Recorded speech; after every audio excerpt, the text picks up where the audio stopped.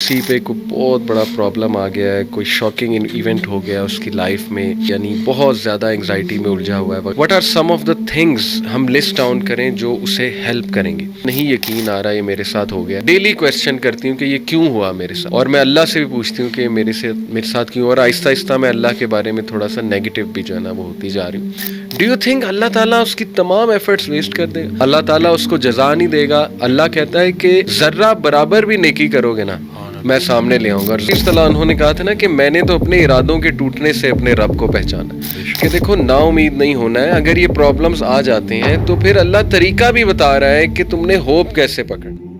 Problem آ گیا ہے، کوئی شاکنگ ایونٹ ہو گیا اس کی لائف میں، کوئی انگزائٹی سے، یعنی بہت زیادہ انگزائٹی میں الجھا ہوا ہے وغیرہ وغیرہ.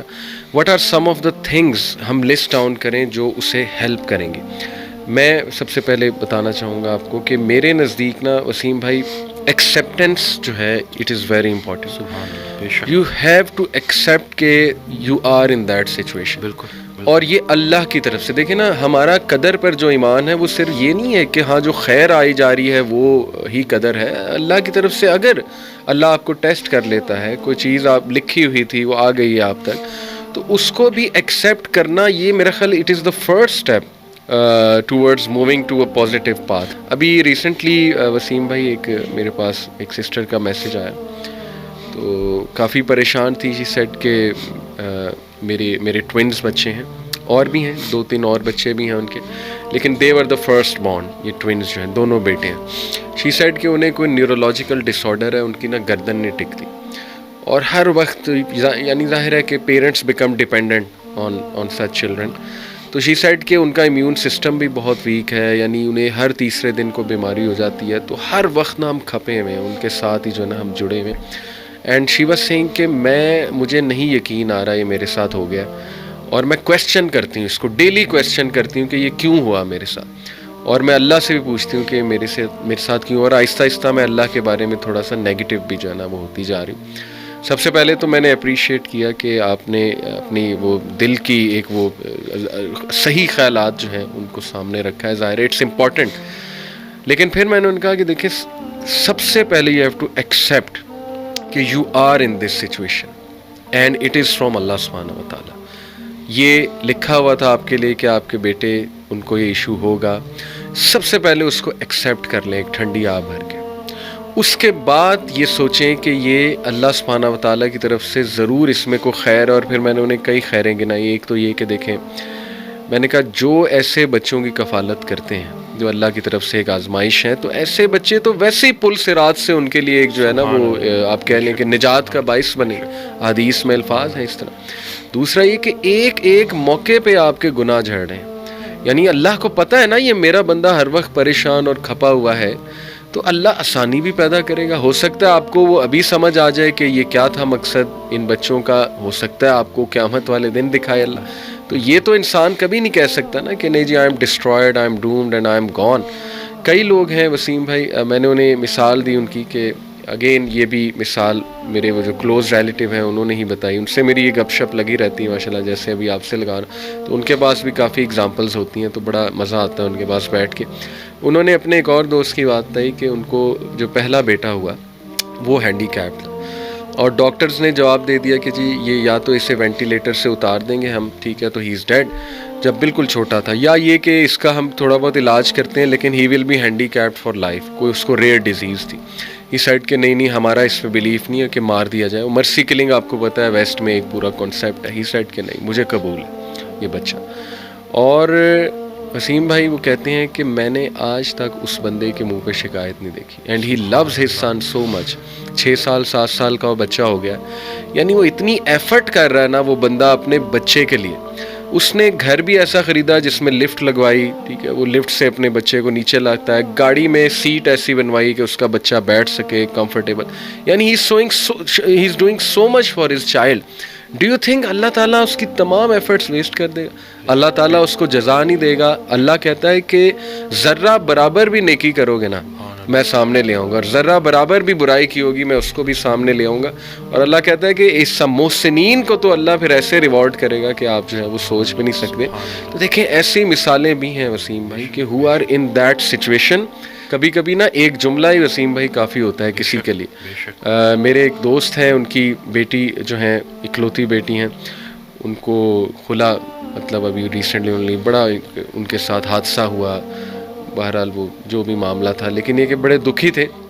تو انہوں نے میرے سے کافی ڈیٹیل میں بات کی. تو ابھی ریسنٹلی میں ان سے ملا نا, تو بڑا خوش تھے ماشاءاللہ.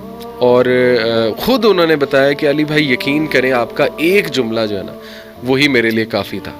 میں نے کہا اچھا کون سا جملہ, کیونکہ مجھے بھی نہیں یاد تھا, میں نے تو کافی باتیں کی تھی. کہتے نہیں وہ ایک جملہ, کہتے آپ نے سب سے پہلے مجھے کہا تھا کہ لسن, بی بریو, بہادر بنے, جو ہو گیا ہے اس کو فیس کریں, اللہ تعالیٰ بہتر کرے گا. کہتے بس that's it, I became brave.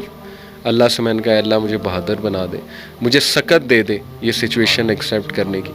اور پھر کہتے ہیں کہ اللہ سبحانہ تعالیٰ نے ایسا سکون, ایسا غنا اور ایسی سکت دی کہ میں بھی حیران ہوں. When you are very down, you think all the ways are closed, all the doors are closed. اور وہ یہ حدیث سے ثابت ہے کہ دنیاوی معاملوں میں ہمیشہ اپنے سے نیچے کو دیکھو. یہ بڑا نا ایک کہہ لیں کیتھارسس بھی ہے, اور اس میں نا بہت زیادہ دل ہلکا ہوتا ہے. اٹ از ناٹ پاسبل کہ you are the worst, always there will be people way below you, مطلب more worse than you یا in a worse situation than yours. اور میں نے بھی اپنی زندگی میں اپلائی کر کے دیکھی ہے ٹیکنیک وسیم بھائی, کہ جب بڑا دکھ آیا ہوتا ہے کسی بات پہ, ایک دم آپ سوچتے ہیں کہ یار میرے سے نیچے جو لوگ ہیں ان کا یہ مسئلہ ہے دنیاوی طور پہ, اور یعنی صحت کے طور پہ یا کسی بھی سینس میں, تو وہ بھی تو زندگی گزار رہے ہیں. لٹرلی میں ایسے لوگوں کو جانتا ہوں وسیم بھائی who have nothing in their lives to thank for in the worldly sense, یعنی جو ہمارا کرائٹیریا ہے تھینکنگ اللہ کا, اس سینس میں کہہ رہا ہوں. But yet they are the most grateful people. But جب تک اسلام ہمارے پاس ہے نا وسیم بھائی, دیکھیں اللہ سبحانہ و تعالیٰ نے پہلے ہی ہمیں بتا دیا, جیسے آپ نے کہا نا ایکسیپٹنس, بالکل اللہ نے ہمیں ایکسیپٹنس دلائی ہے کہ دیکھو اس کو ایکسیپٹ کرو کہ یہ دنیا ایک مشکل کی جگہ ہوگی, یہاں تمہیں مشقت کرنی ہوگی, اسٹرگل کرنی ہوگی. وی ول ٹیسٹ یو, ہم دیکھیں گے تم میں سے کون ایمان والا ہے, کبھی بھوک سے, کبھی خوف سے, کبھی خوف کا انفیکٹ ذکر ہے کہ خوف سے ٹیسٹ کریں گے. آئی تھنک انگزائٹی میں خوف کا ایلیمنٹ کافی جو ہے وہ ہیوی حاوی ہوتا ہے. پھر لاس آف لائف سے تمہیں ٹیسٹ کریں گے, لاس آف فروٹ سے تمہیں ٹیسٹ کریں گے, لیکن وبشر الصابرین. اور دیکھیں اللہ نے پورا طریقہ بتایا کہ دیکھو نا امید نہیں ہونا ہے. اگر یہ پرابلمز آ جاتے ہیں تو پھر اللہ طریقہ بھی بتا رہا ہے کہ تم نے ہوپ کیسے پکڑنا. جیسے آپ نے کہا کہ نماز ہے, پھر صبر ہے, تو how amazing is the philosophy of our religion. اور میں تو سمجھتا ہوں وسیم بھائی کہ ہماری زندگی میں جتنے بھی مسائل آتے ہیں نا, وہ اللہ کی ذات پہ یقین دلانے کے لیے تو آتے ہیں کہ دیکھیں ہمارے ہاتھ میں تو ہے ہی کچھ نہیں. انسان پہ کبھی کبھی ایسا کوئی پرابلم آ جاتا ہے اس نے ایکسپیکٹ بھی نہیں کیا ہوتا. دس از ویئر, جیسے حضرت علی رضی اللہ عنہ نے کہا تھا نا کہ میں نے تو اپنے ارادوں کے ٹوٹنے سے اپنے رب کو پہچانا. تو اگر یہ چیزیں ہوتی نا وسیم بھائی, تو کیسے ہم اللہ سبحانہ و تعالیٰ کو پہچانتے. اللہ کی. السلام علیکم, دس از می فیصل عمران. آئی ہوپ سب خیریت سے ہوں گے.